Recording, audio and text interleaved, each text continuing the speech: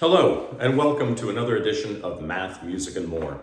Today, we're going to go back to math, and in particular, this is going to be kind of a quick video on something very, very simple, just the notion of repeating decimals. And why am I even going into that? Because I'm going to soon go back into the world of real analysis, and in particular, talk about the density of the rational numbers. But for us to try to challenge that, observe potential paradoxes, and then come up with a very intuitive solution to such a paradox, requires us to first really understand repeating decimals. And that's exactly what I want to go through with you all quickly here today. So let's just use an example. Let's say you have a repeating decimal such as 0.22222, and it goes out to infinity. Well, the way how you could think about this is it's very similar to saying it's 0.2 plus 0.02 plus 0.002, and so on. What makes this so fascinating is that you could really think about this as 2 times the infinite sum of 1/10 from raised to the I, from I equals 1 to infinity.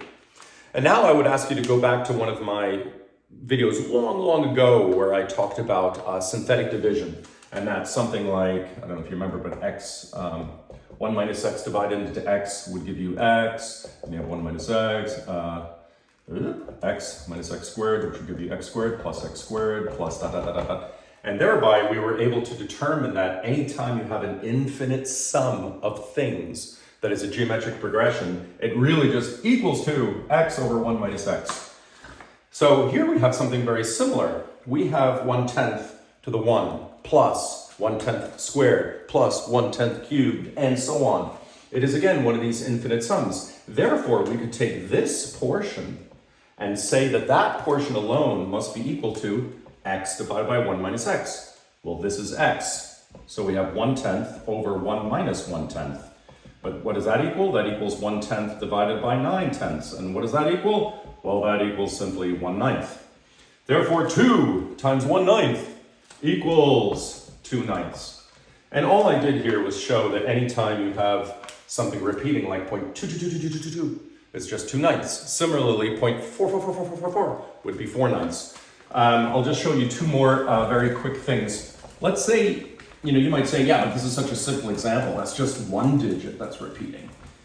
There can be many more complex things. Well, let me just take it one step further. Let's say you had something like 0.343434, right? And that went on to infinity. What we could say is that this is like 0.34 plus 0.0034 plus 0.00034. But this is really just 34 times 100th. This is 34 times 100th squared. This is 34 times 100th cubed. Do you see where I'm going with this? And again, we can use synthetic division, only instead of it always being 1/10 squared, it's 100th squared. So this whole thing would now be equal to 34 times the infinite sum from I equals 1 to infinity of 100th to the I. And that would have to be equal to 34 times, well, this is our x. So it's x divided by 1 minus 1 over x. And as you can guess, well, this is just the hundredths cancel. This is just 99 over 100 and 1 over 100. So this cancels, this cancels. You're left with 34 over 99. So this thing equals 34 over 99. So here's the basic trick. I'm not going to go through the whole proof, but it's pretty straightforward and hopefully intuitive at this point, is that anytime you have a string that's repeating, all you have to see is how many digits there are that are repeating. If it's 2 digits that are repeating, then pick the 2 digits and just divide it by the same number of digits of 9. So in other words, if we had 0.567567 to infinity, this would really just be equal to 567 divided by 999. And using synthetic division again, I can prove it. But you know what? I don't feel like it, so I'm just going to stop. I'm gonna leave you with one final interesting insight. And to some of you, this may be sort of a no-brainer. To others, you may think that I'm engaging in some sort of hocus pocus. But let's see what it is.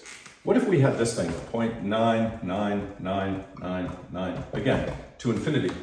Well, this is again a repeating decimal using the power of just a tenth. This is 9 times the infinite sum from I equals 1 to infinity of 1 over 10 to the I.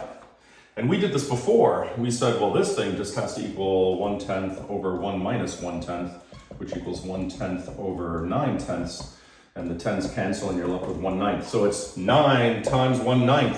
But what is 9 over 9? Uh-oh, that equals 1. And this means that point 9999999 to infinity is the same thing as just saying 1. Now, some of you might balk at this and say, no, there's a difference. There's absolutely a difference. Those things cannot possibly be equal.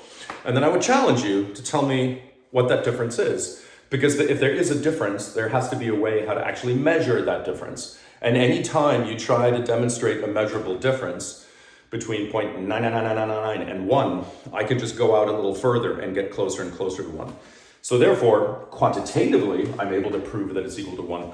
But hopefully, qualitatively, that also makes sense to you.